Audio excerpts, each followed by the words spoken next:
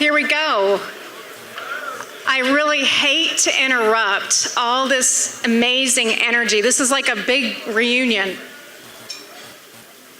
My name's Kim Pate. I'm the athletic director. See if I can get this to work. Oh. All right, here we go. So, we wanted tonight to be a celebration. And honestly, when we envisioned this, we couldn't have imagined this kind of turnout. This is phenomenal. And as in the spirit of Neil McGahee, we're going to say, this is Stella, right? So you're going to be hearing a lot of stellar tonight and stellar things. But tonight really is a celebration about the life of Neil McGahee, his contributions to Lenoir-Rhyne, to many of you in this room, and really the profound impact he had on countless lives. But along the same lines, Neil would want us to also celebrate the student athletes. And so tonight, we're also going to celebrate student athletes and the impact that the Bears Club has on our student athletes. But before we get started, I want to recognize some really important people in this room. And first off, I want to start off by recognizing Neil's family. So I want to ask Ashley Fox and Roderick McGahee, Neil's children, to stand along with Rod's daughter, Emma. Let's give them a round of applause.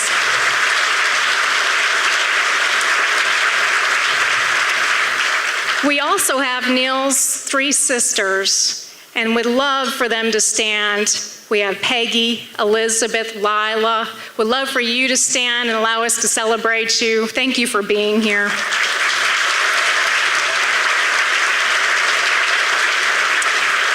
There are so many people in this room that I know meant a lot to Neil, and also Neil meant a lot to them. We have teammates from high school and college and from playing at Lenoir-Rhyne, and we have a really special group of people. But there's another special group of people in this room that are supporting our student athletes and our athletic program, and I love the opportunity to acknowledge our head coaches. So we've got all of our head coaches in the room. I'm not going to go through the list, but I love for all our head coaches to stand and be recognized. I am absolutely, come on guys, you can see their pictures up there. Yes. We have, thank you. We have an outstanding group of head coaches, and I'm honored and privileged to work with them, and they're doing some awesome things, developing young people and preparing them for life, not only to be champions on the field, but in life. So we got a great group of coaches. And speaking of coaches, before we get started, I want to welcome home, and I hope you'll join me to welcome home our three guest speakers, and they're Bears through and through. We want to welcome Rick Barnes, who obviously is an alum of LR, Mike Houston, and Ryan Odom.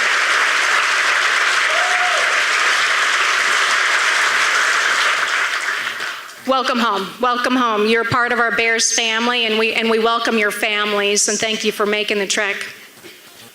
Well, to start off our program the right way, and the only way I know how, is to start off with a word of prayer, thanking God for all his blessings.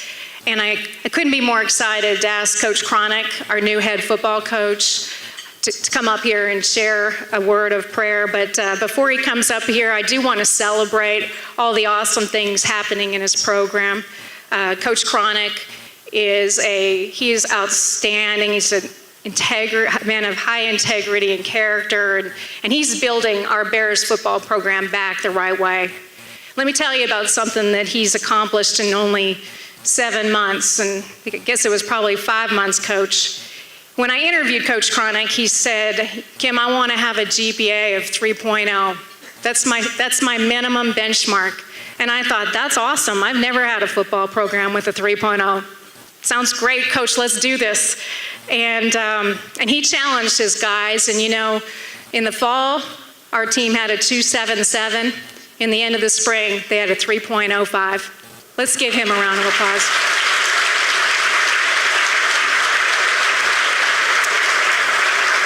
And I know if our kids can learn how to compete in the classroom, they're going to learn how to compete in the weight room and on the field, and our program's in great hands and headed in the right direction. So please join me in welcoming Coach Cronick.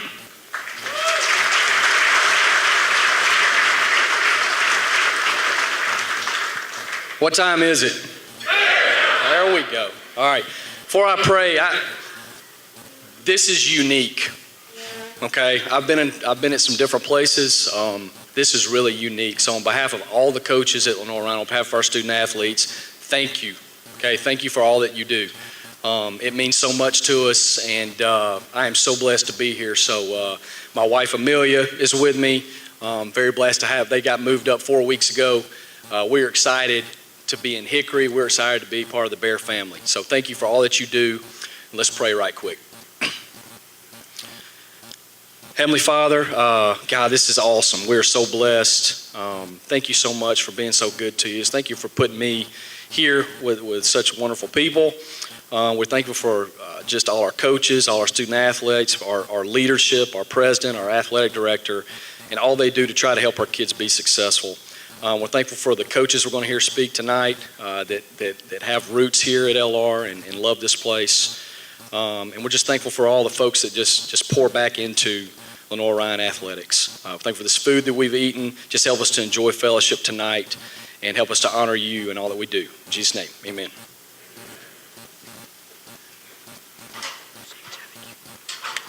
All right.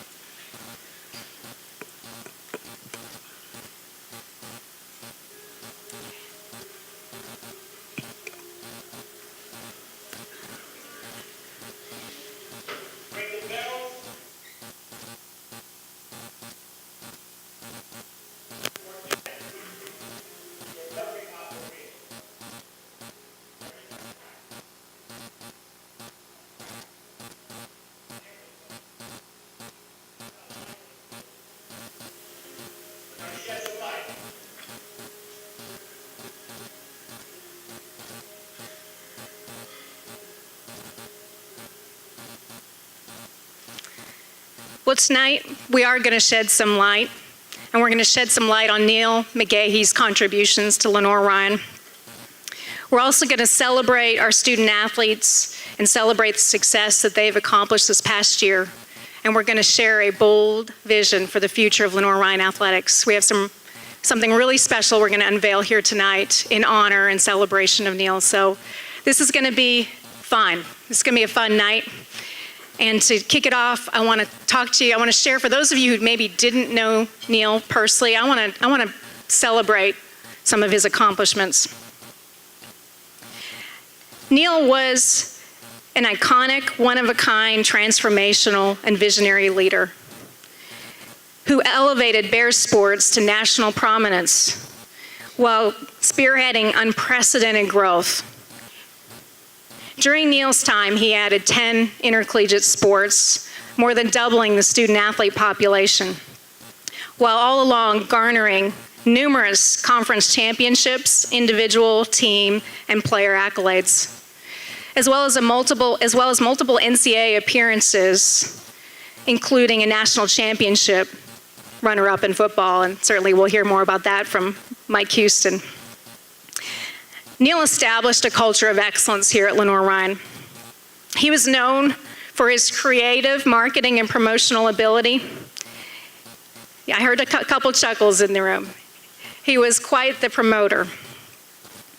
And he championed the concept of athletics serving as the front porch to the university. He was able to rally the campus, our students, the community, and our alumni, and really energize and invigorate Bear Nation.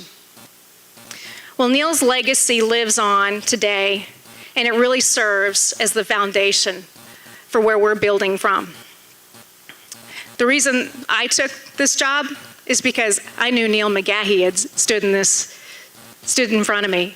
He laid a great foundation. I knew that Lenoir-Rhyne, and I still see it every day, is positioned to be one of the top programs in Division II. There's no reason that Lenoir-Rhyne can't. And let me tell you why. It really comes down to a commitment to excellence, a commitment to the student-athlete experience. And that starts with our president, Dr. Witt here, who you'll hear from shortly, our board of trustee members who are here, who really understand the value of college athletics, and positioning our student-athletes to be successful in the classroom, on the field. Starts with commitment. That commitment transcends to our alumni. Look at this room. We have an incredible, committed group of alumni, fans, supporters, the community. You don't find this everywhere. You heard Coach Cronick. This is not something you see day in, day out. Coach Barnes, you've been to a lot of these functions. Coach Houston, this is pretty special, isn't it? We've got a great group of alumni here, and I think we're positioned to take our athletic program to new heights. We have great education experience to offer our students, and we have the city of Hickory. There's no reason that we can't build one of the top D2 programs in the country. Well, a lot of great work has gone on before us. And as Neil said, there's no finish line. There's no finish line in the pursuit of excellence. Neil's work was not done. I know when I chatted with him, there were things he still wanted to get done. And neither is ours. We're getting ready to embark on some exciting initiatives, one of which we'll unveil for you here shortly. Well, together in collaboration with the Bears Club, our University Advancement Office, athletics, the community, we're going to take Lenoir-Rhyne athletics to a whole new level of excellence. We've made some great strides, as most recently highlighted by the success of our student athletes on the field and off the field. This past year, the Bears not only led on the field, but they posted a GPA, an average overall GPA of 3.29. 18 of our 22 sports had a 3.0 GPA, including football. And we had 198 student athletes recognized in the South Atlantic Conference Commissioner's Honor Roll. We led the entire league in honor roll awards. Well, one of the highlights of the annual dinner is to recognize the Dr. Rufus L. Moretz Scholar Athlete Award winners. The Dr. Rufus L. Moretz Scholar Award is given to the student athlete, male and female, who has the highest overall GPA in recognition of the highest standard of academic excellence. The Dr. Rufus Moretz Scholar Female Athlete Award, two-time recipient, is Laura Dietert, a swimming student athlete who recently graduated this past May as a biology major with a GPA of 3.99. Accompanying her is her fellow teammate, Sam Melnick, men's swimmer, also a two-time Scholar Athlete Award, who is a rising senior biology major, also has a 3.99 GPA. Please join me in welcoming the 2017-18 Dr. Rufus Moretz Scholar Athlete Award recipients, Laura Dietert and Sam Melnick, up front as they come forward to be recognized.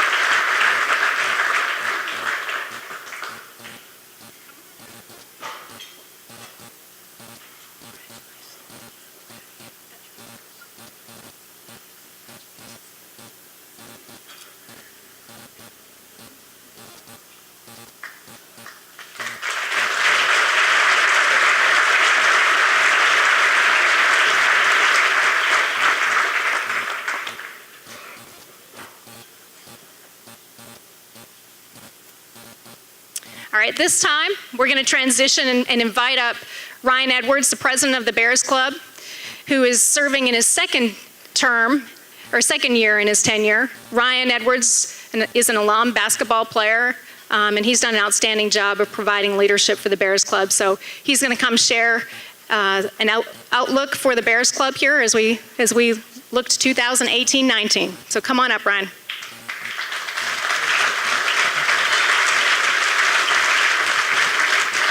Thank you, Kim. I appreciate it. Thank you, for your kind remarks and your leadership. What a great evening to stand in front of so many friends and supporters here tonight. It's overwhelming as we look back and pay homage to our past leader, Neil McGahee, and our outstanding male and female student athletes of the year. That's extremely impressive. We also serve this time as I kind of tell you about what's going on in the past year, and we look forward to the future. So I'm very grateful with the opportunity to serve as the Bears Club president. Looking out over this room, having a business in town for a number of years, I'll go to a number of functions, and I tell you what, this is just overwhelming. The people we have in this room, it's impressive, and I know that we can all be appreciative of the fact that we're surrounded by winners is what we have in here. So thank you all. Thank you all. So yes, everybody, give everyone a hand. So as I was thinking this evening about my message and trying to figure out a way to make it memorable, and I was kind of giving some words of encouragement today from Coach Sully. Coach Eric Sullivan, our basketball coach, he kind of alluded to the fact that one of the best ways for me to make myself or my message memorable is to keep it brief. So I'll work to do that, and I've got notes. I've got some important stuff I want to talk about, so I apologize, but it's going to keep me on course. And but before I go forward, I want to make sure that I give thanks, and we all give a good round of applause to some individuals that put forth some very great efforts into this evening. And I'm going to cover everyone in general, but certainly Terry Livingston and Martha Reich within our Bears Club. They're in the back, and thank you.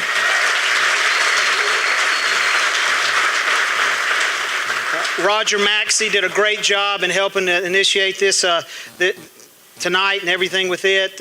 And the entire athletic staff, Aaron Bessie and his entire team did a great job. Thank you all. Thank you all. So we've got a lot of familiar faces in here, but we also have a lot of new faces. And with this being the annual Bears Club dinner, I want to make sure I defined what the Bears Club does. Okay, so many of you may not know what we do. Our sole purpose is to provide scholarships and athletic support for our student athletes, our athletic programs here at Lenoir-Rhyne. The Bears Club Council or Board that it's been called in the past, let me define who those are made up of. Those are made up of passionate volunteers who give of their time because they love LR and they love LR athletics. They put forth and give of their time and their resources to help us carry out our mission. They're extremely proud of their university. I hear a number of stories, and they just love the fact that not just victories on the field, but seeing the two individuals that came up here that are succeeding in the classroom. So that's who makes up the Bears Club and makes up the Bears Club Council. I think that's important for all individuals to know, and certainly those that are on it to know it's appreciated. I'd like for all council members, current advisory council members, to please stand up, and former board members, if you would, please. If you would, stand up.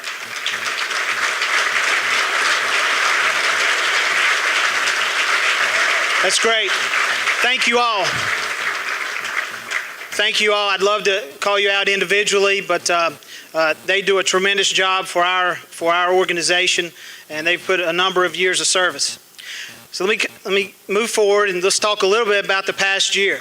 We've obviously gone through a merger, and many of you may not even be aware of that. So let me touch on it briefly because we've gone through a merger, and our organization is now with Lenoir-Rhyne. Now, whereas in years past, we've worked as a separate organization, and many of you may not have known that. But what I'm here to tell you is that we are now working together and more aligned than ever with Lenoir-Rhyne, its athletics department, and its advancement program. So this allows us to better leverage our resources, their resources, to come together, and allows for more synergy. Ways to make sure that we're able to take ourselves to greater heights like Kim was talking about. This event this evening is a great example of how working together is taking us to a new level. We've been able to fill this room up with individuals wanting to hear about what it's going to take LR to a new level. So we're focused, we're well aligned, and we have great opportunities ahead. So as we look to the year ahead, and we look forward to achieving the following. So first of all, we're going to look to double our membership. Now that sounds like a pretty big undertaking. But the way we're going to pursue this is through our Team Builders Initiative, and many of you may have heard me talk about that last year. But we're in this initiative with the reorganization. Restricted funds will now qualify for Bears Club membership. That's important to know. Going forward, you may give funds to a particular sport and qualify for your Bears Club membership. That's something different than in the past. The team builders will be initiated through the head coaches. We've talked and met with them, and that is being pursued right now.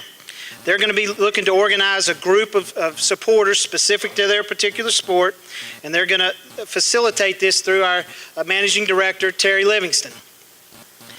We look forward, as a Bears Club, to supporting this initiative. So I look forward to hearing more about that, and we'd love for you to get involved. We want each sport to have representation on our Bears Club Council. And as that goes forward, that's 22. So with the organization of the Bears Club Council, and as we move forward and as the team builders come about, we'll look forward to them joining our Bears Club Council as well. The next item we're going to look to do is we're going to look to support the initiatives of the athletic department even more. Several of those are going to be talked about later this evening. And we're also going to look to expand and grow on our already successful events that we've had in the past. Our golf and gala centered around the homecoming weekend, as well as our spring event, all which have been successful on different levels and for years. So it sounds like a lot going on. So I'm going to steal a line from our President Whitt in his inaugural speech, and I know this may be a surprise because over the last year he may think I've never listened to a word he said, or I don't listen, but but no, I joke, but there is certainly, what he said is there is no heavier burden than that of a great opportunity. So I think that rings true with us, and as we move forward. We have never been better positioned. We've never been better positioned to make a greater impact on our programs. And I know how important this has been for our members and our members of our Bears Club Council, is the opportunity to make a great impact. So in the package you received this evening, you're going to see, you'll find a copy of our membership brochure. For those non-members, I just simply ask that you take a look at it and find out more about our organization. For those members, I'd ask you to find someone to hand that to. We appreciate your membership, and we'd like you to pass that along to someone you may think would enjoy that in the future. So as we look to take our organization to greater heights, it'll be important for our long-term members to embrace the opportunities from our merger. The money we raise will go directly to program support or scholarships as designated. Please remember that. This feature is going to allow us to broaden our base, significantly increase our membership, and be able to market ourselves to a greater number of individuals. So as I wrap up on my potentially not so brief remarks, I apologize, Coach Sully, I am wrapping it up. I would encourage you to consider how you could make a greater impact and be a part of our future. As you think about the ways you could benefit our student athletes, think about what you've done in the past, certainly. But I would encourage you to take an extra step in your thinking, one that you may not necessarily find comfortable at first, one that you would have an open mind, one which would allow you to think of a new level of support for you personally, associated with your time, your connections, and potentially your financial contributions. It may mean a little more if you get a little uncomfortable, I've found. The Bears Club has never been better positioned. I'm excited about our future, and I look forward to being a part of it and you being a part of it with me. I appreciate everyone's time this evening. I'd like to bring up Dr. Fred Whitt. We are so happy that you're here with us. We're happy to have this resource because he's made a great impact in his short time here, and he's committed for athletics having the resources they need to be successful. Thank you. Good job. Thank you. Ryan, I'm impressed. You did listen. That's good. That quote was in relation to me leaving my alma mater, Appalachian, and coming to Lenoir-Rhyne to be president, that there's no heavier burden than a great opportunity. And after a year and a half, I can assure you, I feel no burden. I'm a Bear, and I love it. So Absolutely.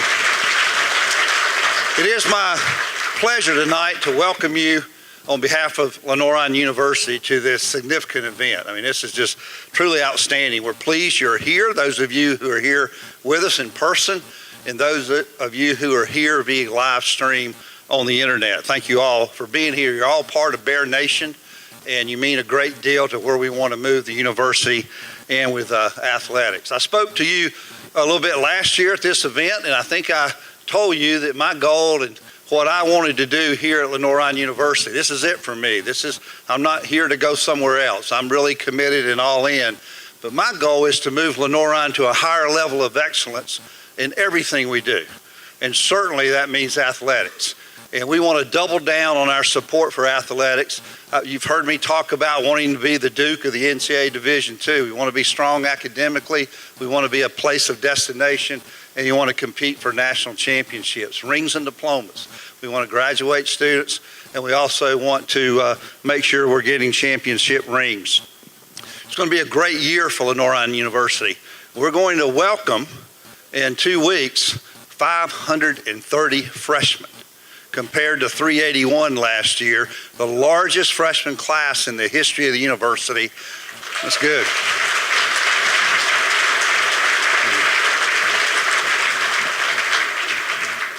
With higher academic credentials than the previous class. So to be able to we'll be probably close to 2,700 students. Our new physician assistant program just graduated their first class, 100% on the state licensure exam. Our nursing first doctoral program in nurse practitioner will begin this fall. We had hoped to attract 22 students, and we have 35. And when Ryan talked about this merger, it was a significant change. I think if someone asked me, what's the most important thing that happened this past year? It was probably the reorganization and merger of PEF in with the university. All we heard about, and they came to me, and all they talked about, all the executive board talked about on the PEF is, we've got this wall. We got to break down this wall. I said, I don't see a wall. I said, well, it's the road. It's the road in between athletics and the university. And we've done that. And I think we were very methodical about it, but we can do some great things when we're all working together. Now, I'm looking around tonight, and I don't have all their pictures up here, but my entire vice presidents are here tonight. Peter Kendall, the senior vice president for administration. Wave your hand, Peter.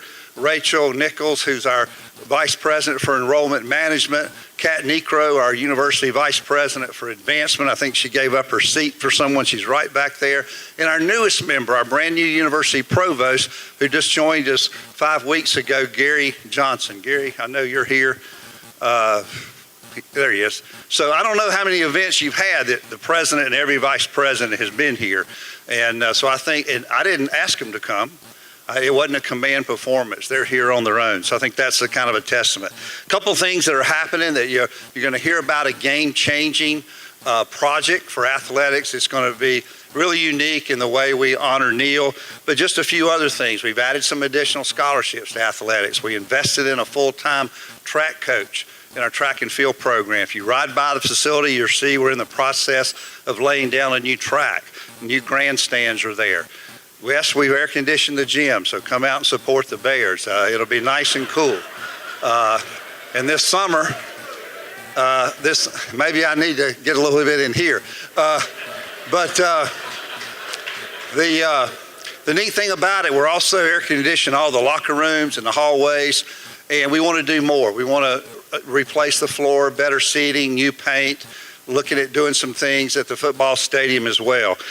We've upgraded the lobby. We've added some great new coaches. We've upgraded some part-time assistants to full-time.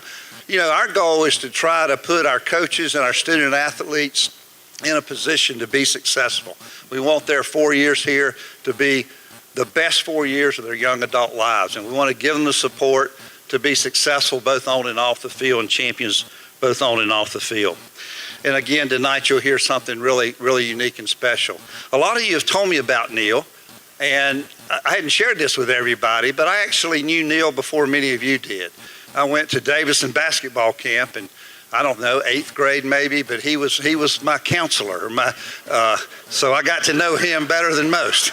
And so it was fun coming back to the university to to go visit him several times and reminiscing about some of those times back and play through some of those experiences. And it was very, very special.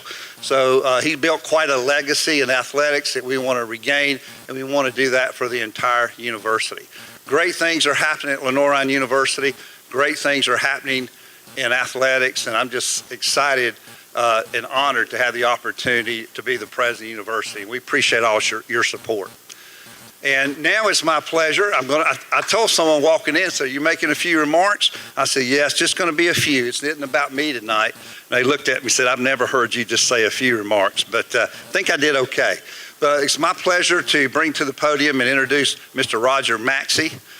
Roger has been real active in the Bears Club and supported the university. When I was named president, Davis Robinson gave me a call and said, I'd like to meet you at lunch up in Boone, and I want to introduce you to somebody, and it was Roger Maxi.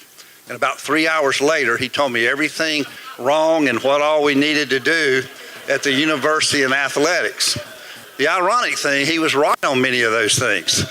So I had worked at the university with his daughter-in-law and had not made the connection, but a really special individual and someone who is a real valued part of the Bear family. So Roger, would you please come forward?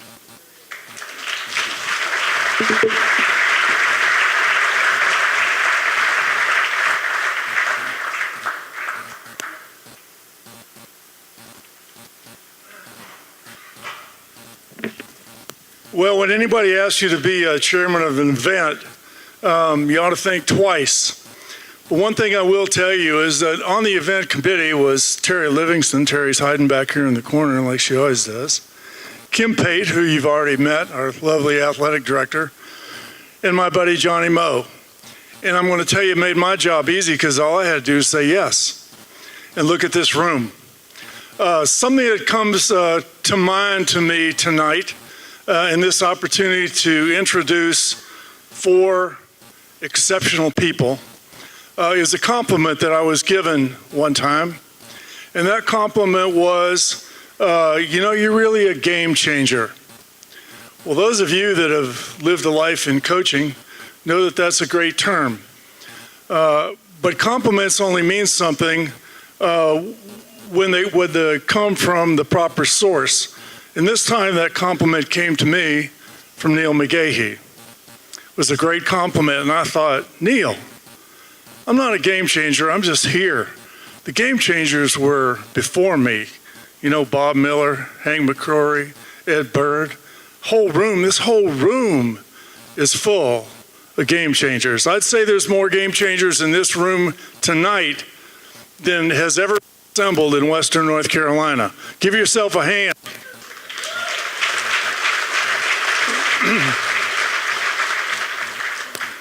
So when I think about game changers, and I think about the 3 individuals and our keynote host. Ashley, have you ever been called a keynote host before? Never before. Well, good. This is the first time. And is there a reason that you're in the front of the room and Roderick is in the back of the room? I think so. Good.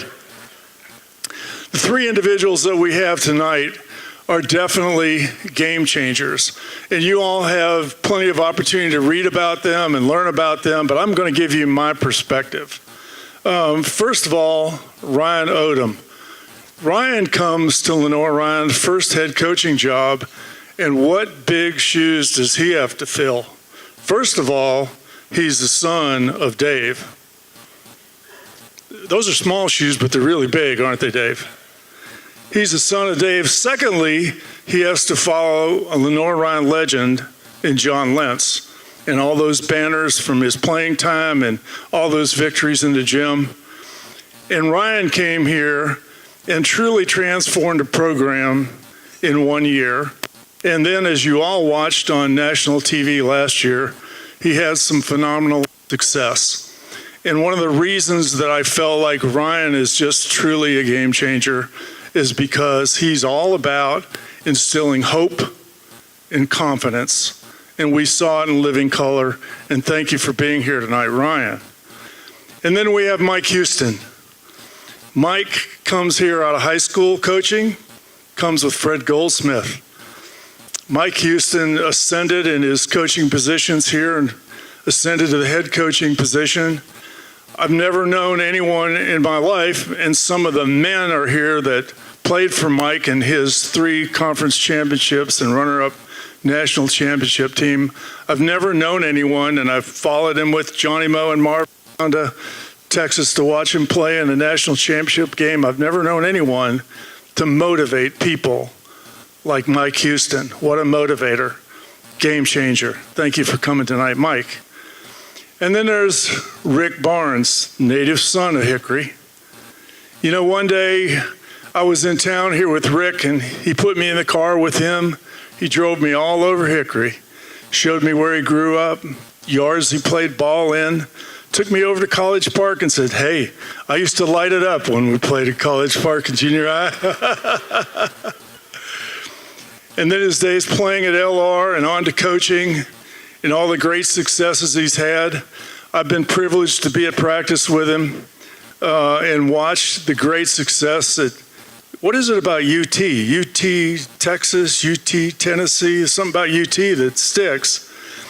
But the one thing about Rick is a teacher and he is a mentor. And I've watched him build men out of young men. So it's an honor and privilege to have these 3 gentlemen here tonight. We have the lovely Ashley Fox, Neil's daughter, who is so talented, has a wonderful career in broadcasting, ESPN, and on and on and on. But she is a darling lady, and it's only fitting that she spends the time interviewing these gentlemen tonight. So I'm 3 gentlemen, if they would, and Ashley to come up, and we'll move on with our program. Thank you.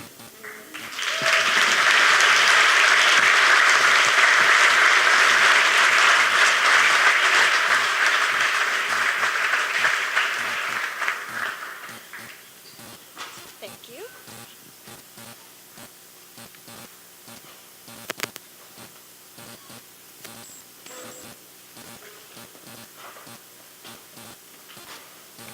Hi, this is so awesome. I'm like, you guys are going to hear from me a little bit later with some more in-depth thoughts on some things, but I'm just so struck by how ticked off Neil has got to be right now that he is not here. He loves, as you guys I'm sure know, nothing better than like a packed house, a good party, some Budweisers, and talking sports. So I'm sure he's probably just, you know, looking down on us all, but wishing very much that he was here. And particularly for these guys, he had such an affinity. You know, he loved all of his coaches, but he has a very special affinity for these 3. This is little Ricky from Hickory, as he would always say. You know, the young Ryan Odom, who he saw big things for, and then Coach Mike Houston, who he loved and adored so much that he made championship rings for after the national championship game appearance. So, and this is Neil's, which I kept, and so I know he would be really thrilled that you guys are here. When Roger Maxi asked me to do this, he said, you know, I want this to be fun. This has got to be fun. And I'm like, look who's going to be here. How could it not be fun? So, I mean, these 3 are all great storytellers. And so we're going to talk a little bit about Neil and about their careers and about this game that Ryan coached against Virginia in March that was pretty awesome, and the national championship that you won at James Madison. So I would like to start with the guy who I've known forever. Years ago, he sent me what he claimed was like one of 10 Texas jerseys with this kid's name on it, and his name was Kevin Durant. And he's like, this is one of 10. This is going to be worth something someday. He's going to be MVP of the NBA. And I'm like, no, he's not. He's like long and lean, and he's a great player, but he's not going to be MVP of the league. And he was, and I still have that. I do still have it, and it's worth like a lot of money, so. Is it? No, sorry, hold on.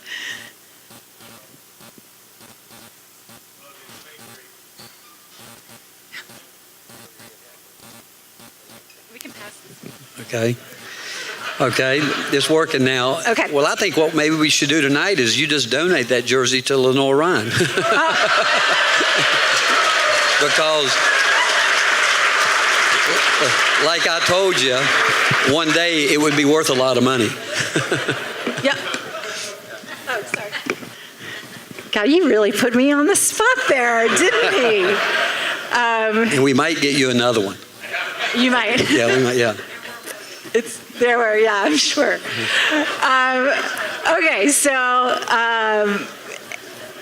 I'd like to start off with kind of some thoughts about Neil. And I know some of the backstories on you guys. And I think we all know that Neil loved many things, right? He loved hard work. He loved passion. He loved the Bears, obviously. He loved the number 46, and he loved beautiful women, and all of which are associated with these three. And so I know many of the best stories are about Neil and talking to the wives and convincing the wives that, you need to come here for school. So without getting too deep in the woods on that, I just would like to hear from each of you your favorite Neil story that you can tell on the record. Well, I grew up over behind Kenworth School back in the early 60s, and I remember my brother Tommy and I would come down off 3rd Street, walk down the railroad tracks, and we would always walk in with people as we were their kids. And I remember seeing Neil play. And back then, and I love, and again, I'm telling you, I think he's the greatest athlete Lenoir-Rhyne's ever had. And as I got to know him from my time at Davidson College, and we would meet randomly, but when he came back and, being Neil, he said, look, we've got to raise some money and we need to do some auction items. And he would call me and say, we need to do this, this, and this. I said, well, how do you know that? He said, I've already looked at your schedule.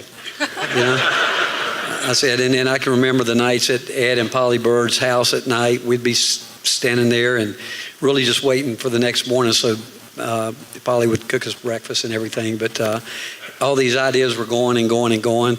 And then the story that I most remember, though, was he called me one day and he said, little Ricky, I don't think my plan is working. And I think Coach Goldsmith had been in his 4th or 5th year. I said, well, what do you mean? I think, no, it's 3rd year maybe. He said, well, I thought we'd be winning more games than this. And I said, well, Neil, you realize how bad a program he inherited. And I said, I got to ask you this question. Does he have a better quality student athlete? He said he does. I said, are they doing better academically? They are. Have you seen the culture change? He said, yes, I have. And I said, well, the next step is winning. And he said, how long do you think that's going to take? I said, let me call you right back. And I did. I hung up the phone and I called Mac Brown and I said, Coach, I know nothing about building a football program. How long does it really take to turn around a football program? And he said, why are you asking me that? I said, I'm talking about Lenoir-Rhyne. He said, at the end of their 4th or 5th year with Fred, he said, they're going to get it done. And they did. So I called him back and I said, it's going to take 4 or 5 years. And and he said, well, okay. And we start winning. And I always told him, I said, football coaches aren't that smart because basketball coaches have to get it done in 2 years, So I said, give him 5 years and your plan's going to work, I always tell football coaches, and Ryan, you know this, if we had 30 seconds in between plays, we would never get it wrong. You wouldn't. I'd find a way to foul it up. That's spoken like a guy that's worked for 2 football schools. That's right. A little football hate right there. Yeah. Ryan, I remember I talked to your dad a couple of weeks ago, and I was like, isn't there like a great story about how Ryan ended up here and how Neil ended up recruiting your wife? And he goes, yes, there is. And I said, okay. He goes, yes. But I also have heard that there's a story about how, and I want to hear that one, but I also heard that there's a story about how Neil called your dad to get some intel into how you were doing and were you ready to be a head coach. Did you know about that at the time, and at what point did you get looped in that this was an option for you? Yeah, so I'll take the first one related to Lucia, who's sitting right over here, who everybody knows that's in this room that's met her. The number one recruit, for me by far, without a doubt. You can see I can actually recruit a little bit. Stand up. Come on. But stand up. Let's see what he can do. But obviously, the majority of you in here know Neil very well, have been around Neil, and understand that he has a way, and not everybody's like this. We've all met people, that aren't like this, that are very, very good with men and talking with men, but then they're excellent as well at talking with women. All right, some men, they just get in there, they want to talk to the guys about games and whatever just happened, but they're not able to manage both at one time. And so during the, call it the recruiting process, interview process for me to come here, Neil would travel down to Charlotte, where we were living, at the time, and he would pick different places that he loved, weren't very far from where we lived at the time. One time we went to Village Tavern over there at South Park, and we met and had dinner. That was just me. And then as it got deeper, I won't bore you with all the details, but as we got deeper into it, it became clear to Neil that he was going to have to move to the most important person in the process, and that was Lucia. And so he said, hey, I want to meet you at Providence Road Sundries. That's a little, for those of you that know anything about Charlotte, it's just a little, bar restaurant, a neighborhood bar restaurant that, is just a special place. And so we go there, and he says, but one thing, I want Lucy to come too this time. Is she available? And I said, well, she could come, at this time. And he said, okay, I'll be there then. Don't worry. And so we walk in, and he's got a booth already set. He's sitting there. He's got his coffee, right in front of him, and he's sipping on it. And of course, we walk up. He stands right up. He goes right to Lucia, gives her a big hug. Obviously, shakes my hand. We sit down and we begin to talk. And it gets to the point where because he hasn't officially offered the job at this point. And, he's been courting me/us. And so we're at this peak moment, and he reaches across the table and he grabs my hand. And so he's holding my hand. And then he reaches across the table and he grabs Lucia's hand and he's holding her hand. And so, he begins to talk, and he says, I think, this is the right time for you at Lenoir-Rhyne. I think you're ready for this. And, I know it's going to be your first opportunity to be a head coach, but you've had some experience, much like I did on an interim basis. Everybody knows he was the interim coach, for a moment at Duke, and mine was at UNC Charlotte. And, we had something in common because, neither one of them went exactly the way that we would have hoped that they would have gone. And so, he felt something, for me at that point. And then I began to notice that his attention turned to Lucia. And so, we're all kind of holding hands. And then all of a sudden he lets go of my hand and he's holding both of her hands.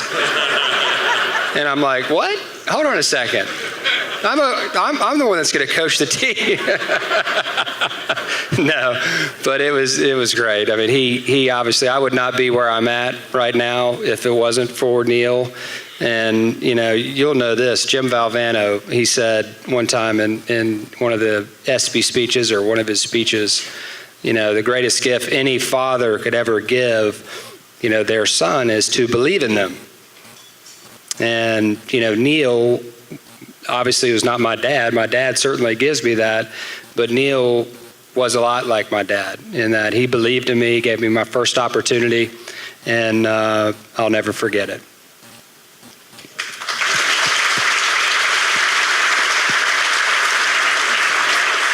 And he would have been so proud of you for the Virginia game. I mean, for everything, but for the Virginia game and the history and the moment. Like, I was really sad that he wasn't there to see that, because he appreciated history and upsets and things that have never been done before. And it was really cool. I mean, I don't know. I watched the game, and then I watched the post-game press conference, and you mentioned him, and the whole thing. It was really, really awesome. So how did you do it? How did you beat Virginia? Special players, I mean, these guys can tell you. I mean, it comes down to you have to have the right players that believe in one another. And we had a group this year. We had very good senior leadership, and they just believed. No matter what anybody outside of our locker room said, and you've all heard coaches say that before, they just didn't listen.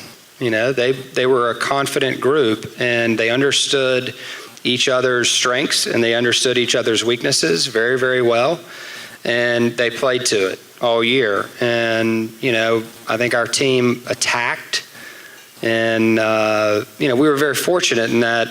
Virginia, not to take anything away from our team, but, Virginia had just won the ACC championship, and, they're transitioning and getting ready for the NCAA tournament, and they find out that one of their better players is not going to play in the game. And DeAndre Hunter, who was their sixth man, but a very key player for them, ended up not playing in the game. And we knew that going in.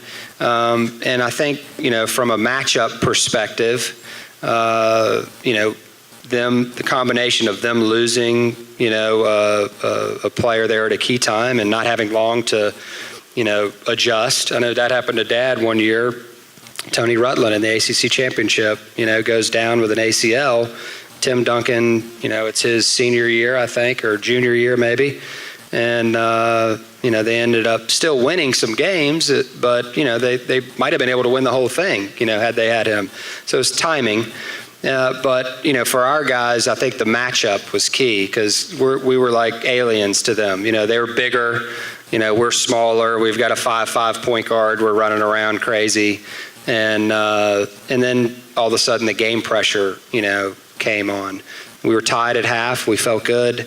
And our guys felt good. I mean, I walked in the locker room at halftime, and they were chatting it up, like they were, not that they had this, but they felt good.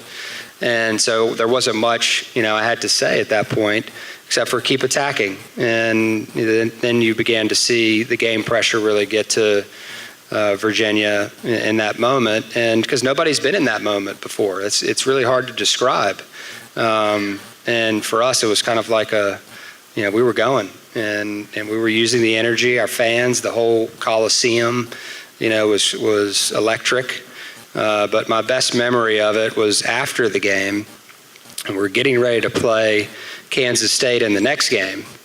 And I'm sitting in the locker room by myself, and, the guys were getting ready to walk out. They leave, and, this is the first time they're going out. And I think that there was a game before our game, and we were the second game.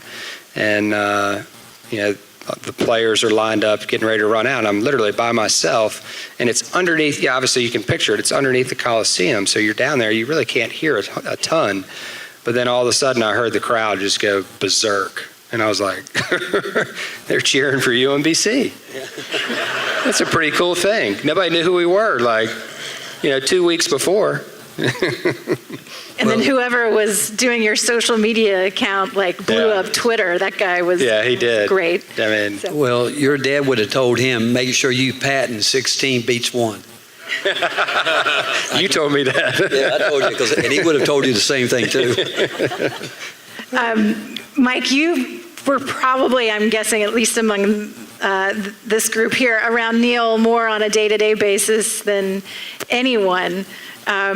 And obviously he was a former football player himself. For those who didn't know, he had a brief tryout with the Atlanta Falcons way back when. In fact, fancies himself a pretty good player. What were your interactions with him like?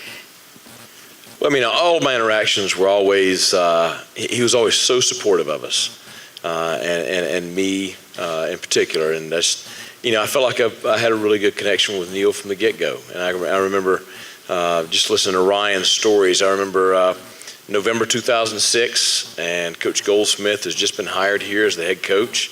And, he approaches me about coming down and joining his staff as the defense coordinator. And Amanda and I had been married a couple of years, and so he said, listen, he said, drive down. I'm going to have the athletic director meet you. Look around, just see everything, and just see what you think.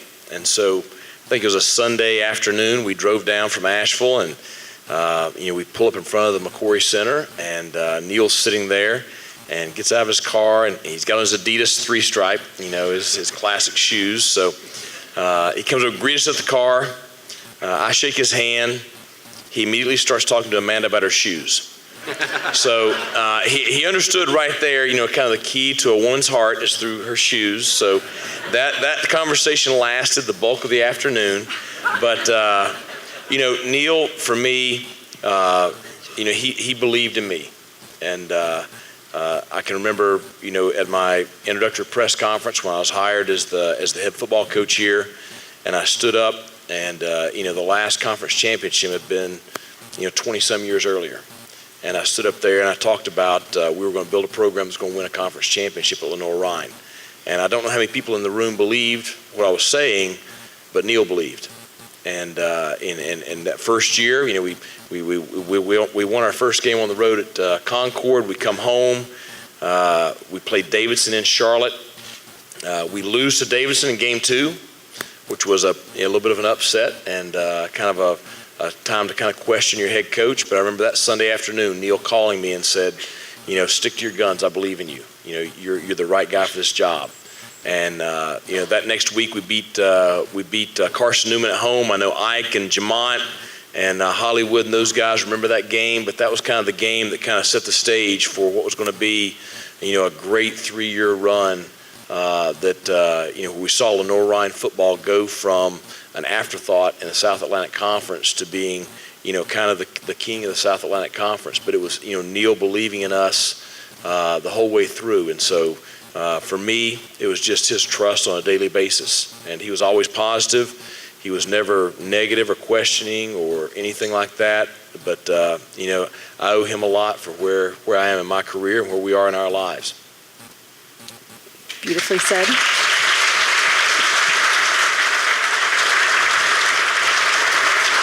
So who had the better jump shot, you or him? I could say I do now, You can all say a lot of things now. I was listening to Mike and Ryan talk and thinking about one of our first conversations. I asked him, I said, because he had been very successful in the tennis world, and I said, what brought you back to Lenoir-Rhyne? And he said he had a wonderful talk with Coach Painter. And he said, Coach Painter point blank said to him, we have to have you right now. We need you right now. And you've got to come back. And I remember talking to him, and when he was talking about raising money, and I always tell people today that between your dad and Hank McCroy making that big contribution to start the McCroy Center really brought LR back from the dead. And because we had gone through, and I had been closely in some ways with the university. It's hard for me not to call it a college, but the university, because of John Lentz was my college roommate. And so John and I, we speak often and had for a long time. And I knew there hadn't been a lot of change. When I walked in and saw Mike McWhorter tonight, and I said to him, think about the weight room we had back when we played, and I don't think it changed for 25 years. And I looked around and saw how Elon College had grown, how High Point's growing, all those places. And I think that's where Coach Painter knew that it was going to take someone like Neil to come in and do this. And what he did right away, he understood you've got to have good people around you. And when Hank McCrory made that contribution, it was probably at the time maybe the biggest ever, I think. I'm not sure, but it really put life back into the university.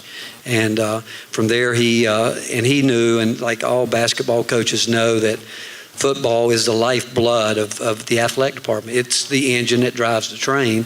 And so when we talked about a lot, because, at heart, he was a coach. I mean, he really was a coach, and he understood it. And but I can remember when I was at Texas, he would come out and make sure that he went around and wanted to see how everything was working at that level. And then, I walked into a movie a couple months ago and watched the movie P.T. Barnum, and I walked out. The first thought to me was Neil McGahee, and that's the truth. That's the first thing I thought of, because he just believed there was a way to get it done.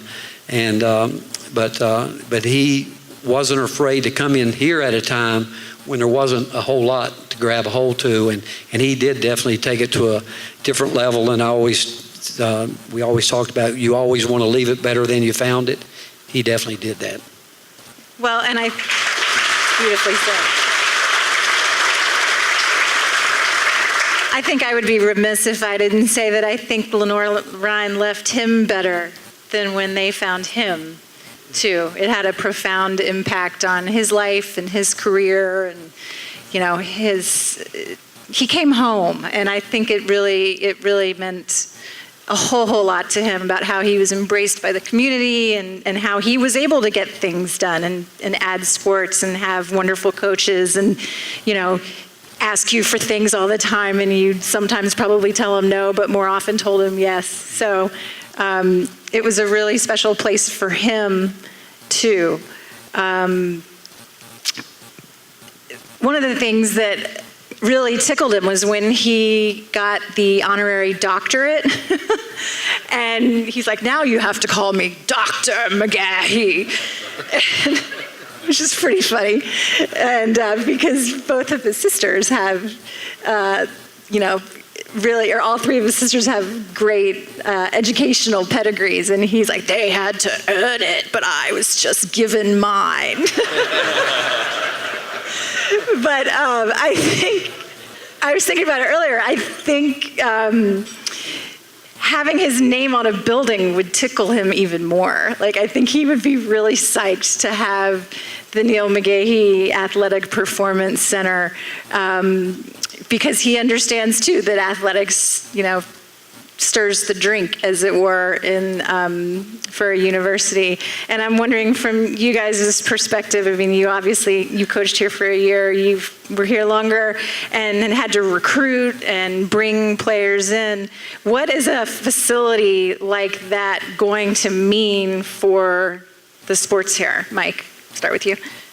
Well, I mean, I think that certainly Neil had a tremendous vision for Lenoir-Rhyne athletics.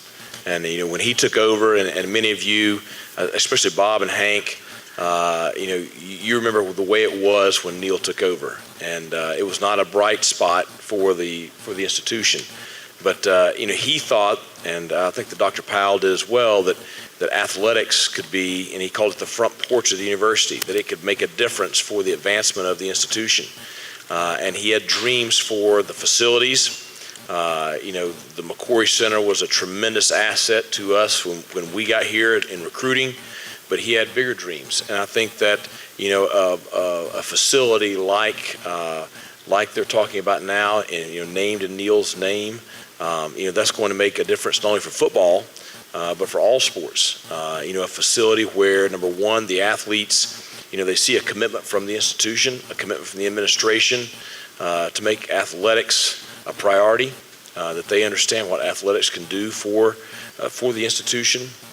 But also, when you bring recruits in and you show them that, listen, football's important here, basketball's important here, and we don't just say that, but we put our money behind it, and with a facility like this for you to train in, because all great athletes, they want to go somewhere where they know that they have a chance to be their best. And the only opportunity you have to do that is going somewhere where you have an opportunity to train at the level you need to train at, and you have an opportunity to play somewhere where what you're doing is important. And so I think, a facility like that sends exactly that message for Lenoir-Rhyne. And, we had a great opportunity when I was here. I felt like we could recruit at a high level when I was here. But I think that, this commitment, you're setting the sports up here to be able to recruit at the highest level in Division II. And I think that you have an opportunity to make this a very, very special place. That, we all have jobs currently, because of the Will Perrys and the Rob Noyes, and I just saw Jacques walk in back there. I see you, buddy, coming straight off of work. Now he's graduated, and Keenan drove all the way from Atlanta, and Sully did a great job, and Ryan Edwards, of getting some of the former guys back tonight prior to coming up here in Ryan Edwards' office. But we have jobs because of them, and they're at a time in their lives where they're so impressionable, they can go one way or another, and our job is to, like Roger said about Coach Barnes, mentor them while they're in college. And, Lenoir-Rhyne provides an amazing opportunity for kids to get a great education, to compete for championships, which is one of the reasons that I wanted to come here. When Neil and I were talking, there's a difference from where I'm at right now at UMBC, all right, to where Lenoir-Rhyne is in terms of competing for a national championship. And that was one of the things that, I thought was really cool. It's going to be hard for me at UMBC to win that. Never say never, but, we're going to go for whatever we can go for. But Lenoir-Rhyne in Division II, all right, we can, like Kim said earlier, can compete, across the board. And this room is evidence of that. And you all should be congratulated of meshing not only Lenoir-Rhyne, all right, but the town of Hickory and all the folks that have meant so much to the university. And I know, obviously Coach Barnes was born and raised here, and it's special to him. But I know Neil's smiling right now, at what's happening here at LR. And we've got great leadership, here. And I'm just blessed to have been a part of it. And I know it wasn't as long as certainly we all would have wanted, but in life we all have to. That was a tough day when I had to walk in and talk to those guys, because this, in a lot of ways, Lenoir-Rhyne, Neil, healed me, and I appreciate that. Oh, that's great. See what you all have done. Isn't it wonderful? Did you ever tell Neil no? Did I ever do what? Tell Neil no. I don't think I did, because he wouldn't let me. And if that were not the case, he'd have Eddie Bowe call, or he'd have Roger call, or somebody. And I just saw Johnny Moretz walk out. And the last time I was on campus, I walked into Kim's office, and Roger, remember, you guys were sitting there with Johnny Moe, and I told Johnny Moe, and after tonight, he's definitely saving some money on this air conditioning. We've got Moretz Track. We're going to start talking now about Moretz Village, because he's saving a little bit of money tonight. But it was hard to tell him no, because what was said earlier, and Kim said this, was it was always, he knew it would always bring it back to the student athlete about the experience, making it better. And him, obviously, and we all that knew him, his word Stella, had to have it, and he just said, we've got to make it better. And but he was really pretty good. I remember the first time at the Lake Hickory Country Club, we had the first time, and he was great. Dave Odom was here. I remember he brought Dave in to speak. Eddie Biedenbach, who gave me my first job, is back there. He brought him in to speak. He brought in everybody he could, because he wanted people outside of the LR family to know about Lenoir-Rhyne and how proud he was of it and what he wanted to get done. And he always had an angle, what he was going to do, how he was going to do it. And but he really truly wanted to live it and make it better. And he's done that. And I can see him now, seeing his name on that building, and feeling pretty good about it. But no, I don't think he would ever let me tell him no. Well, I don't want to give away any state secrets here, but I hear talking about his love for the student athlete and giving back to them, that there's going to be a juice bar in this new building, which I think is super cool. And I suggest that for the adults that visit this building, there should be like a cooler with Bud Long Necks in them, and that's it. No. It's all going to be Burley wine. McCroy, hey, you go into the McCroy Center, it's going to be Burley wine, all you can drink. Nice. I fear that might be an NCAA violation, but Well, no, we're just talking about for the people that are visiting. You know, it's going to be a warm, you know, that home feeling, and it's got to be Burley. all right. Well, I think this has been awesome. I don't want it to end. I just want to throw it out there for you guys, since you all made the effort to come here and be here tonight. Is there anything else you would like to say on behalf of, to the university, about Neil, yourself? And we'll start, Mike, and work our way down. I think the first thing I want to say is, tonight, we have practice this morning.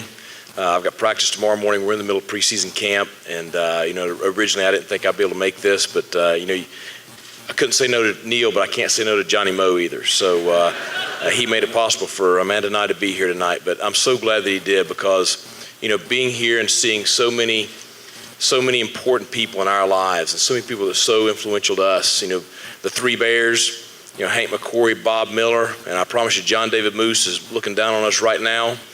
And the three amigos, Marvin and Roger and Johnny Moe. Drew, I promise you, you have tremendous supporters, not only with those guys, but with so many more behind them. But, Neil believed in Lenoir-Rhyne. He believed in the Ike Whitakers and the Jamont Jones, Jason Aranias, Jimmy Long, all the guys that are in this room that were part of those championship teams. He believed in what Lenoir-Rhyne could be, and so did all of you. And I'll just tell you that, Amanda and I, we were fortunate to be here for 7 years. Both of our children are born here. We have so many incredible friends in this room that have been supporters of ours even after we've left. And I'll just tell you that Lenoir-Rhyne is a special place for all of us. And we were fortunate to be a part of it. And I owe Neil a lot for bringing me here and for giving me the opportunities he gave me. And I want you to know that I still remember when you took your job with ESPN, your first article that you put out, I think it was a Sunday morning. He sent me a copy of it that morning. We played a game the night before, and he sent me a copy, and he said, read what my little girl wrote. And so he was so proud of you and your career. So what a special memory, and just a special man. I know he's looking down on us tonight also.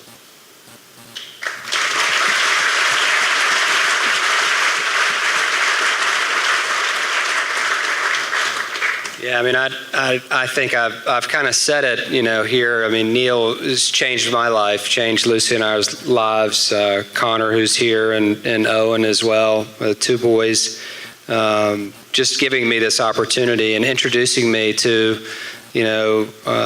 all of his friends. And, to steal one of his lines, one of the things that he used to always say when he would introduce folks, you two should be friends. You two should be friends. And, he introduced me to Lenoir-Rhyne. It's the love of his life, this place here. And I've got so many, even though I was here for a short amount of time, I've got so many good friends from my time here. And, it's not like this. I think what I want to try to get across to you is that it's not like this everywhere. It's really not. And you guys should be congratulated for that. And it's a family atmosphere, and it starts at the top. And, he set the tone for that right away. And the only thing that I regret is that, when I first took the job and I started coaching, and then obviously, he had the incident, I'd visit him at the hospital. And no lie, I would drive by there pretty much every night on my way home to see him. And I'd go in there and, we'd win a game or whatever, and he would know about it, and he would be excited. And but he would always go to what's going on with me and what's going on with Lucia and mom and dad and the family. It was never about his situation that he was in that moment. It was all about, I'm so proud of you. I'm so proud of what you're doing. Thank you for coming to the LR. And I can't tell you how many times he said that over and over. And I would say, no, thank you. Thank you. All right, because you've changed my life. And, there's not a day that goes by that I don't honestly think about him. And I know Lucy is the same way. And thank you for having us here.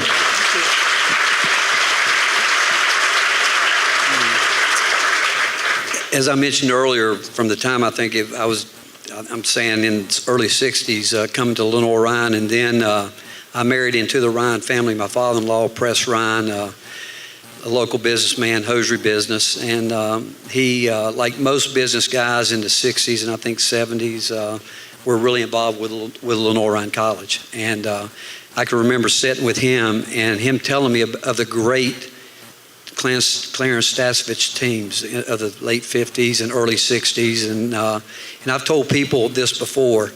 I've had the opportunity to coach at some really, really big places, but I've never been around a group of guys like the LR Legends. And that group of guys, Hank, I've told you this before, that group of guys that played through the 50s and early 60s, they have a bond like I've never seen anywhere else.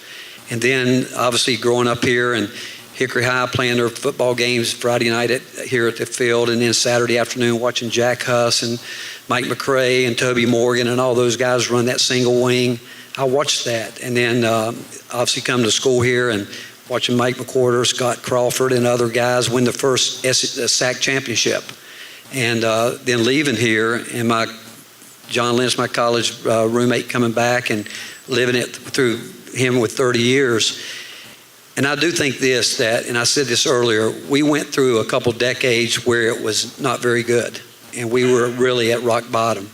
And I do think that Neil's the guy that came back and put water back on the plant and started watching it grow. But now I think we're at a point in time here where we realize, I told Dr. Witt this last week. I was down recruiting in Greensboro, and I was with Tubby Smith, who played at High Point a year before. I remember watching Tubby play in this building, and the score at the end of the game was like 15-13, and Tubby dribbled the ball the entire time, and LR won. But he's back on campus at High Point, and I asked him, why did you do it? And he said, it's where I got my start. And he said, there's a commitment there. And he told me, he said, you need to go by, and I actually did, and I was blown away because, Dave, you played there. You've seen Guilford where it is, but High Point has gone other places that I can't even imagine. You couldn't imagine. But I do know this, that the first time I met Ken Pate and the first time I met Dr. Witt, this is the right time for Lenoir-Rhyne to take the next step. It really is. And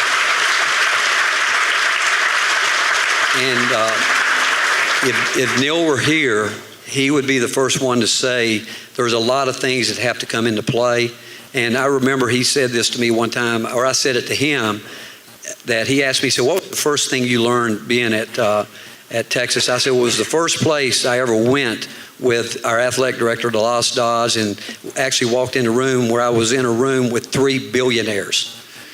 And I said to Delos, I said, we're going to build this new practice facility. And I said, what do you think it's going to cost? He said, it's going to cost roughly $13 million. And so we go into this room, and we're sitting with 3 really, really big guys. And one of them, Denton Cooley, who did the first successful heart transplant. And Delos said, we've got to do this. And Joe Jamel said, well, Delos, how much money are we talking about? He said, $24 million. And I'm like, okay, and so I walk out and we get on the plane to fly back to Austin. I said, Delos, you told me it was 13. He said, I'm getting a start on the new baseball facility. That's how Neil thought, okay? He thought like that. So I always would ask him, if you want the order, you got to ask for it, but I want you to tell me exactly what order you want here, And but the one thing I would say, I heard a great story the other day about the Great Britain cycle team in the Tour de France. It's the most watched sporting events in the world. And Great Britain had never won it, ever. And they went to this coach and said, could you help us with our cycling program? He said, if you let me do what I need to do, within 5 years, we will win the Tour de France. And so they said, do it. Well, he won it in 3 years, and he has now won 6 straight. And they said, how did you do it? He said, we believed in the 1% rule, getting better every day. We're going to make the seat 1% better, the massage cream, the pillow that we sleep on, everything 1% each day. We're going to try to figure out a way to make it better. And the fact is, we're at a position here at LR that we have got to make it better. Maybe, now I was speaking the other day at the United Way in Knoxville, and I told this story. And the lady that was in charge of the event said, Coach, somebody should have told you ahead of time because we're looking for 10% improvement. And so I'm telling you, the 1% rule is a story, but we probably need, how much, Dr. Witt? 20? But the fact is, we do have to leave it better than we found it. And when you think about it, and it's going to be time, money, and so for Lenoir-Rhyne, I'm asking for the order too, because we know, again, Dave, you went to Guilford, right? Have they changed very much in 30 years? Not much.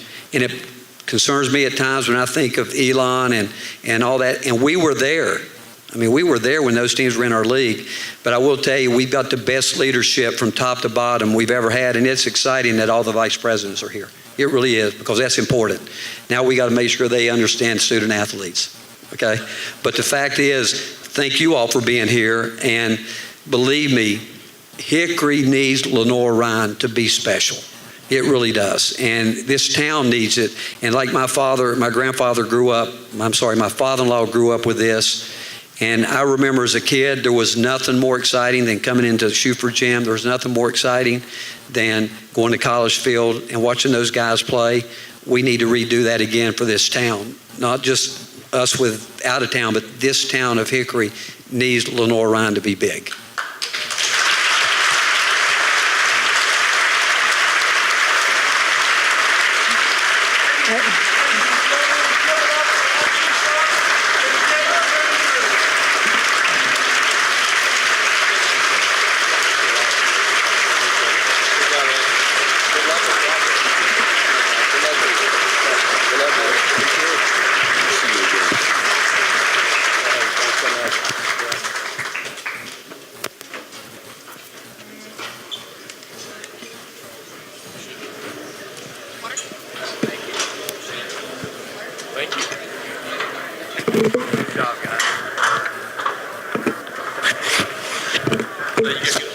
Yeah, I think so. Thank you all so much for that. I know I'm probably the last person anybody wanted to see up here, including myself. I'll just take a quick second to tell you, now's a good time. If you didn't have a chance to get the water pitcher on your table, pass the water around, hydrate a little bit. One of the best kept secrets tonight, if you didn't know, on your silver tray are they're little crackers, dessert crackers. And somebody at your table is already trying to kind of keep them and like put them in their pockets. You're going to want to try those, and that will be the best bit of information I've shared with you tonight, I promise. For those of you on the live stream, I'm sorry that you missed that, but they're incredible. So my job here tonight is really just to say thank you, particularly to Ashley. Thank you so much for being here. Thank you so much for hosting. Roderick, thank you so much for being here. What a tremendous legacy, right? What a tremendous legacy that he's left for you. And as he's touched so many people in this room, and we just got to hear a little bit about that, we're so grateful that you were here. We've got a couple of small tokens also for Coach Barnes, Coach Houston, and Coach Odom. If we could, please just give them one more round of applause for sharing their words with us tonight. And lastly, as I'm on my way out, as excited as I was tonight about hearing the three of you share a little bit about your experiences with LR, I have to tell you, and I guess some of this has already been shared in the last few minutes, but I've been just as excited, if not more so, about what our athletic director, Kim Pate, is getting ready to share with you all. This is a special time for us, and as many have said, I don't know that we've ever been in a better position for what the opportunity is going forward. And as Neil would say, this is a great chance for us to pivot and really make a difference. And so let me just bring Kim up to share a little bit of our future plans with you. Well, while they're setting up, I just got to say, Rick, Mike, Ryan, that was phenomenal. Like, we could stop now, and we could have just cemented this night and etched it into all of our hearts and minds. It was phenomenal. Thank you so much. Let's give them another round of applause. And Ashley, outstanding.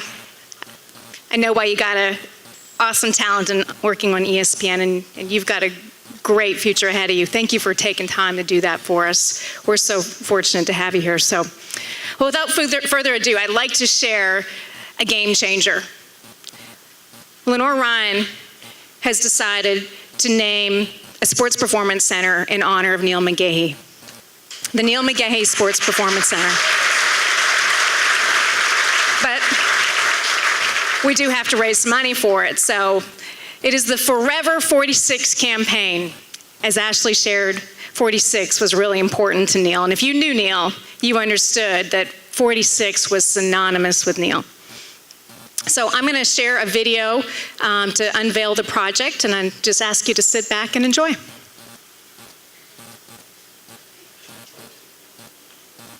Neil McGahey's relationship with Lenoir-Rhyne began when he enrolled as a student and became a three-sport standout for the Bears in football, basketball, and track. In 2002, he returned to his alma mater to lead the athletics department.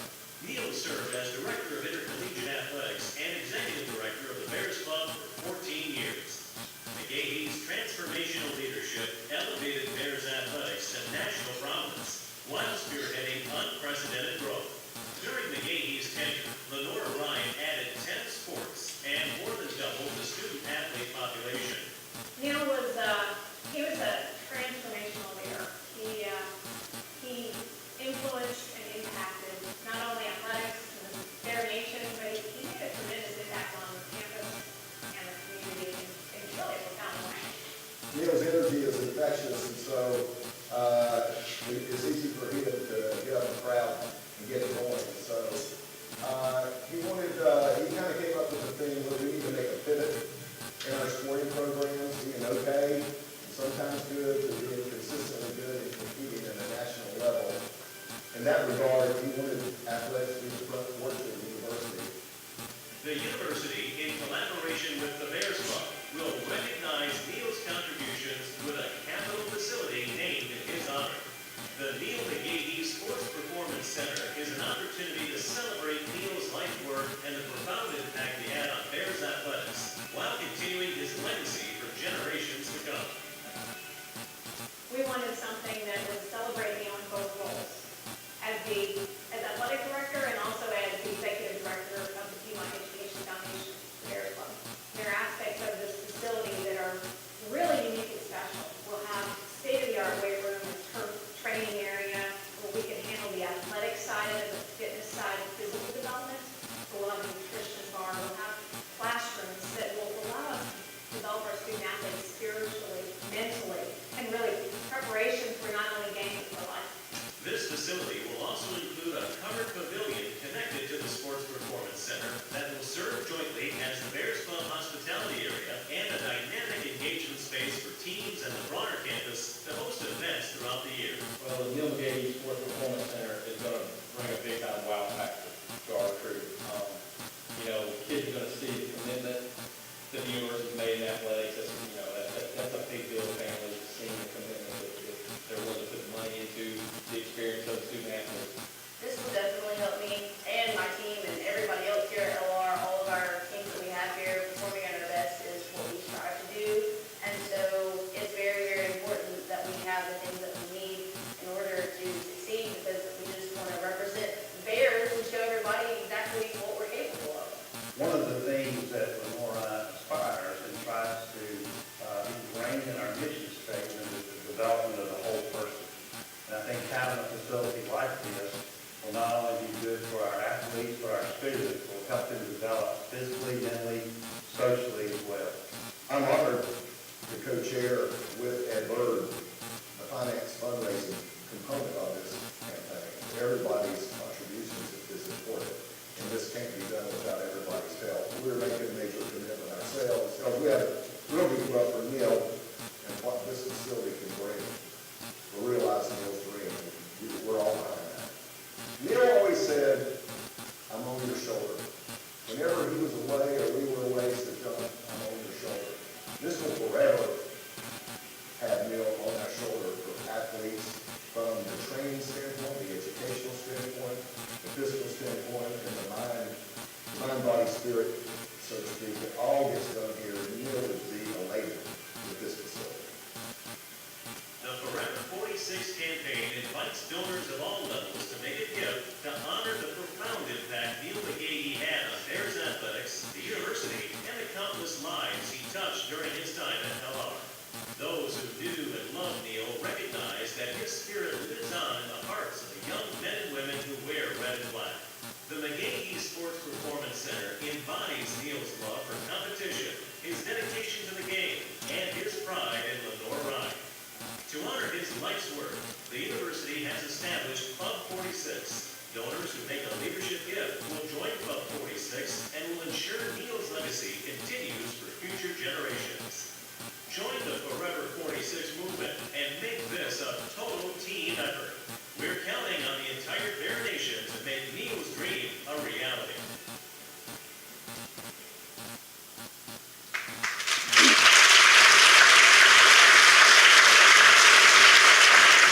Pretty exciting. We're fired up about this. Let me just hit a couple things to better educate you about this initiative. This celebrates Neil in both roles. For those of you who recognize, Neil was also over the Bears Club. He was the executive director of the Bears Club, but he was also the athletic director. So we wanted something that would celebrate both aspects. This project, as Ryan shared, is not just going to benefit one sport. It's going to benefit all 22 sports. And that was important for us because Neil was committed to all of his student athletes, all sports. And so this project uniquely takes care of that. As Coach Cronick said in the video, this provides us a wow factor. We've got some great facilities. We've got a great stadium for football. We've got Moret Sports Complex. We've got the McCrory Center.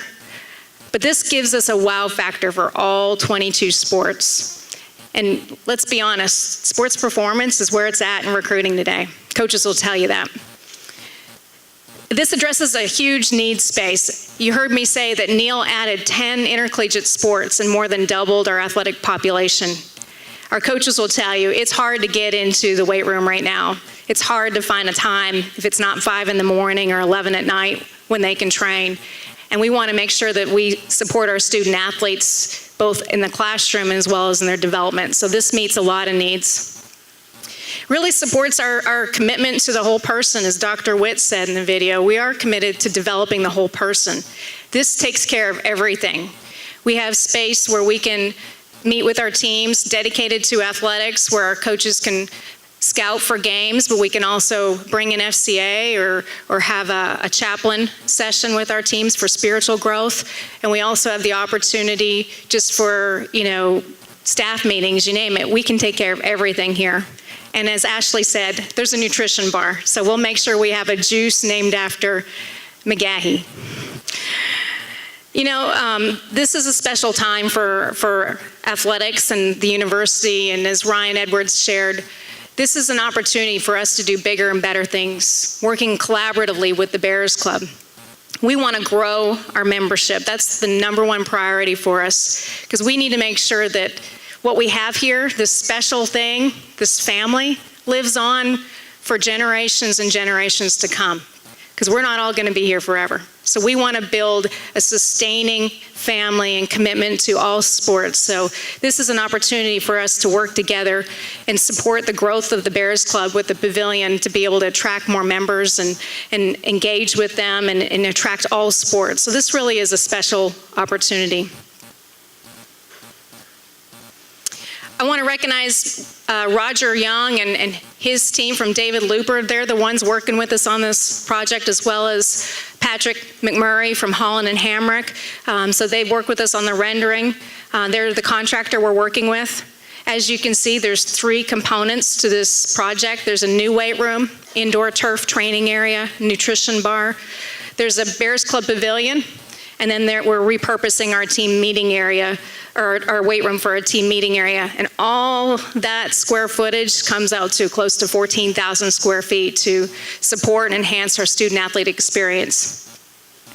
This facility will be built straight off the back of McCrory Center, and will architecturally will complement that wonderful facility. And we're looking at a budget of $2.6 million.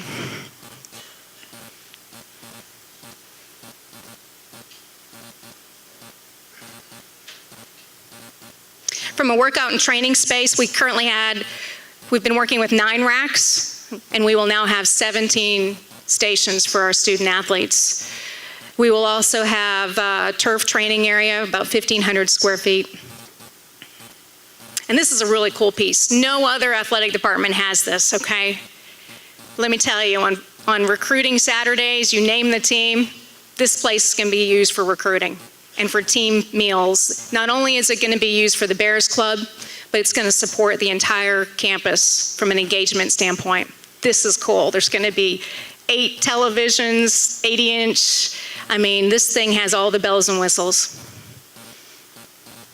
So our campaign strategy is we really wanted to focus on Forever 46.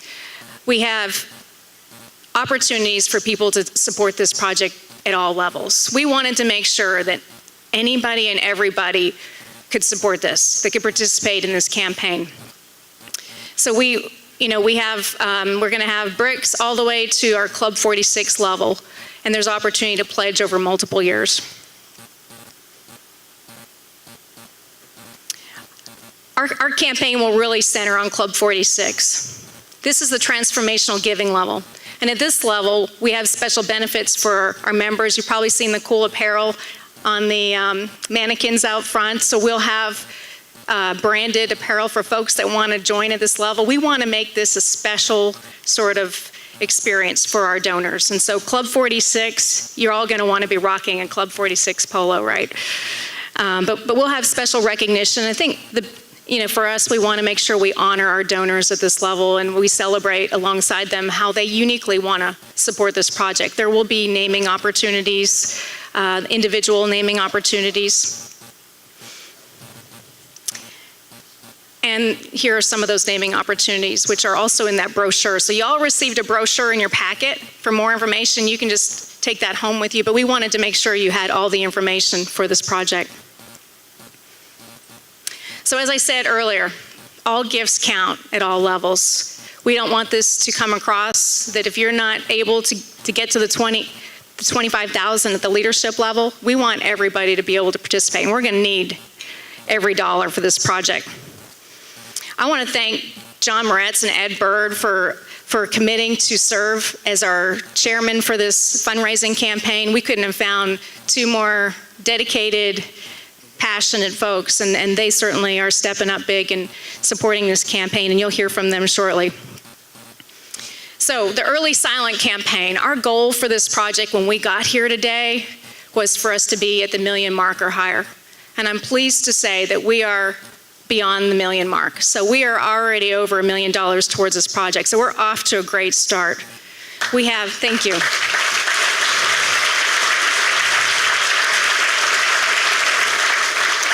But as Johnny will share with you and Ed, we have a long ways to go. We still need to get to that. Actually, we want to surpass that 2.6 so we can do some even bigger things for our student athletes and their experience. So we're off to a great start, but we got a lot of work to do. This is an opportunity for everyone to participate in.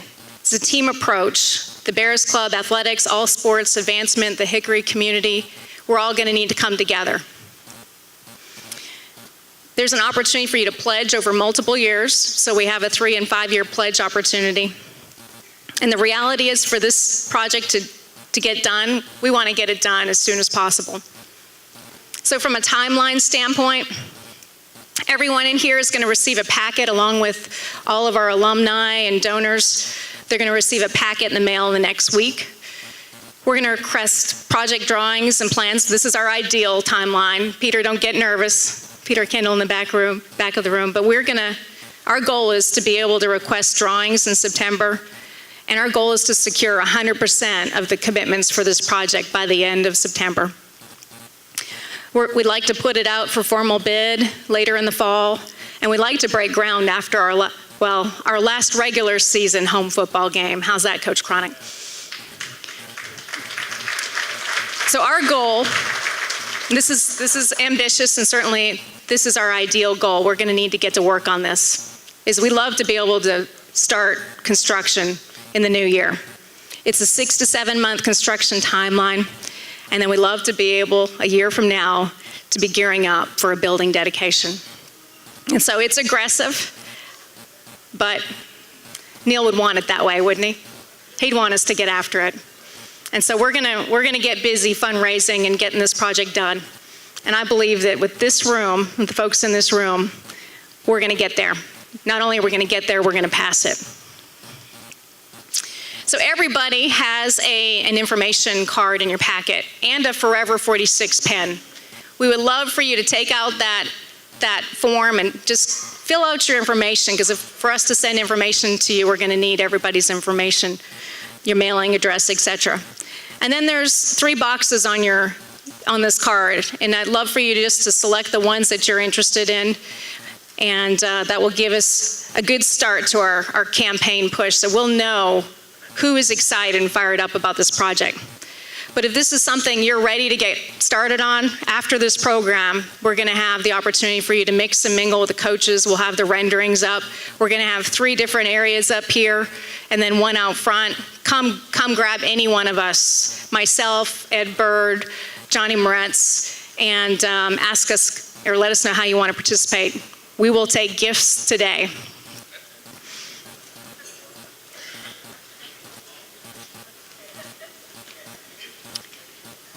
At this time, I'm going to invite John Moretz and Ed Bird to come up and provide some closing remarks.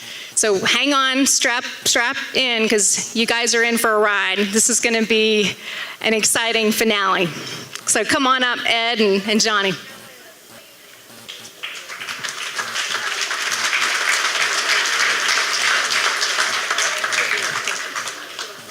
Ours. Hang on, let me get up here first. Okay. Cheers. Well, no, anything to do with Neil, much less a tribute to him, could start with that or end without a Budweiser. So, Geechee, no, that's not for you. This Bud's for you, baby.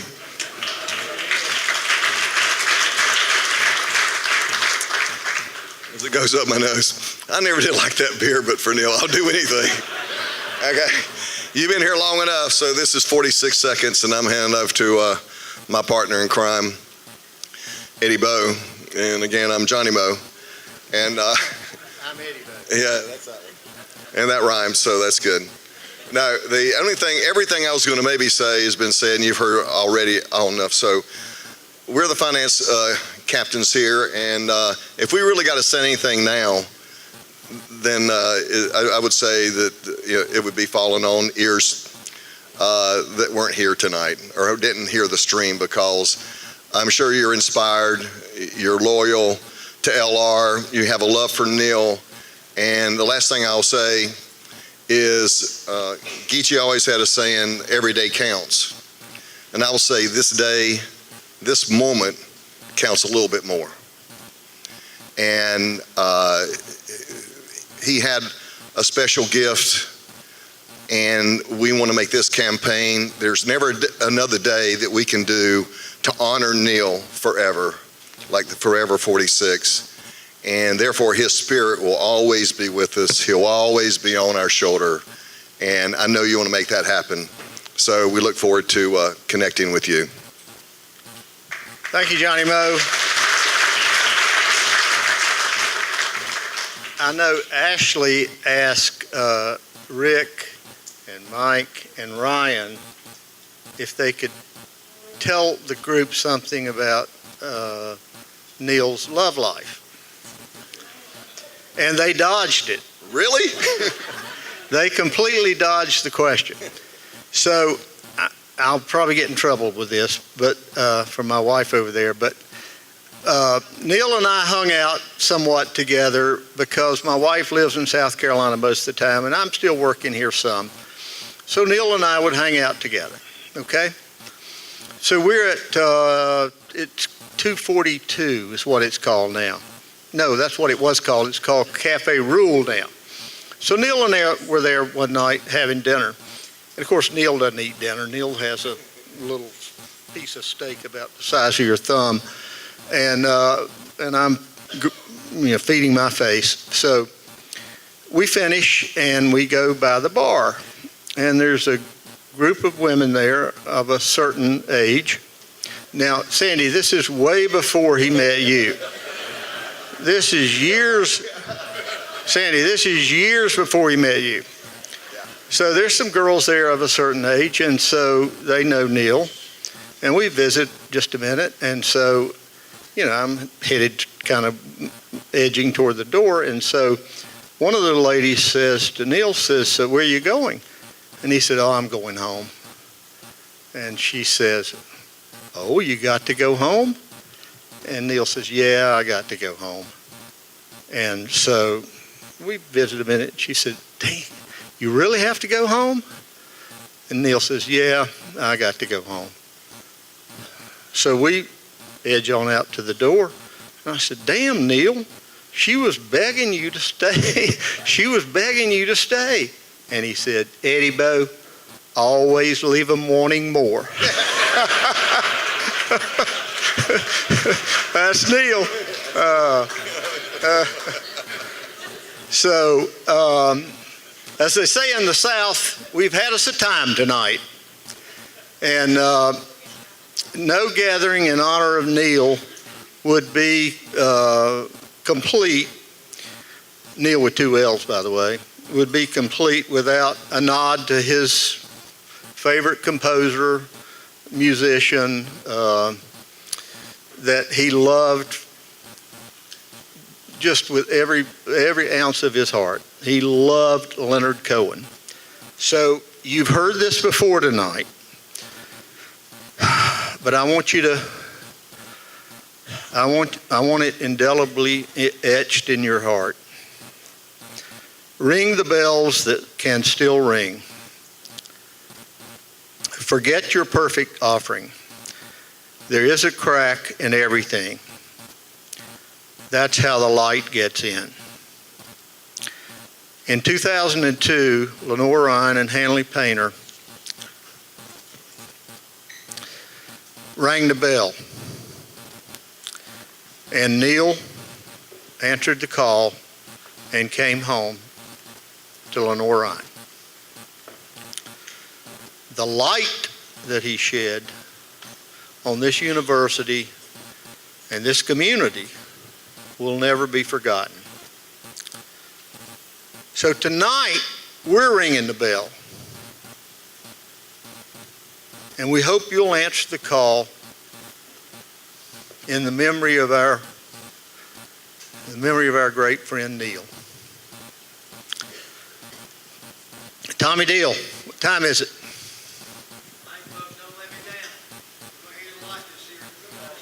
What time is it? There's time. What time is it? Time. One more time. What time is it? There's time. We love you.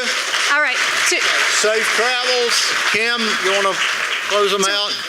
It's only appropriate that we close out with Roderick and Ashley coming forward to share a few comments on behalf of the family. So Roderick, come on forward, and Ashley. Let me get my beer.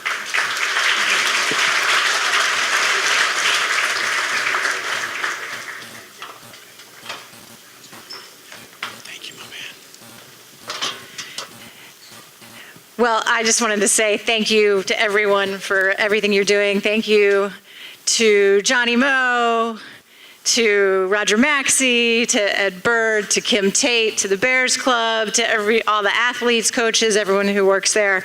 As a kid growing up, 46, or as Neil would say, 46, was like omnipresent in our lives. When we were kids, we'd go on vacations to Myrtle Beach or Montreat, and instead of playing I Spy, we would play Find the 46. And of course, with Neil, there had to be rules. So there were natural 46s, which were just 46s on license plates or trucks or billboards. But then you could also find, 64 counted, although not for quite as much, or 416 counted. And to this day, like everything in my life that requires a password has the number 46 incorporated into it. So probably wouldn't have shared that one. yeah. So anyway, so it's not just like something that they made up with. It was something that was with Neil. And I think the reason that he loved 46 so much was it was his uniform number when he played football, but I think it signified to him a really special time in his life, which was here. And here as an athlete, here as a young man growing up, here in this community a long time ago that he was able to come back. So I just wanted you to know, and then I'll turn it over to this guy. All right, thank you. And I wanted to say thank you to Coach Odom, Coach Barnes, Coach Houston for investing your time in coming. I'd like to say thank you to the McCrory family for letting our family share the honor of having a common building together. So thank you for that. And whoever had the idea, I noticed there are coasters on the table, which to me, as a kid, is just so funny because in our house, there was no faster way to get your butt chewed than to put your glass on the table without a coaster. And so I think that's really great. This was me and Dad growing up. This is the way that I remember him. He had a great phrase that he used to say, because he was always recruiting, and when it came to father-son tennis, his favorite quote was, "If you can't beat them, birth them." And so we were great partners. This is the way that I remember Dad was competing with him. If you'll go to the next one. I also, after Dad passed, I saw this picture, which I had never seen before. Actually, Jay Billis tweeted it, and I was like, how does Jay Billis have something about Dad that I don't? But I love this picture because, to me, Dad is selling LR, and he's selling what's here for the student athletes, for the coaches, for the administrators, for the Bears Club, for Hickory. And I just think the performance center that's been created is just a perfect way to honor him. And I'm so humbled that this community has done that. And I just wanted to thank you guys. The last time we were together, we were celebrating Dad's passing, and I wanted to thank you all again for how good you were to Dad. Is there one more? Yeah. So there's apparently a little mystery afoot that I will leave you with, and many of you were with us in Dad's last years and last days. This is a photo from Oakwood Memorial Cemetery in Statesville, and this is the original Neil R. McGahee, my grandfather under the Celtic Cross. That's his gravesite where he and his wife are buried. And in classic Dad style, as he was preparing for his ultimate passing, he was in charge of everything, and he was telling us precisely how he wanted it to be. And one of the things he precisely told us he wanted it to be was how he wanted his marker. And so I have to show you, his marker is Neil R. McGahee Jr., April 20th, 1942, February 9th, 2018, ignore the first fake.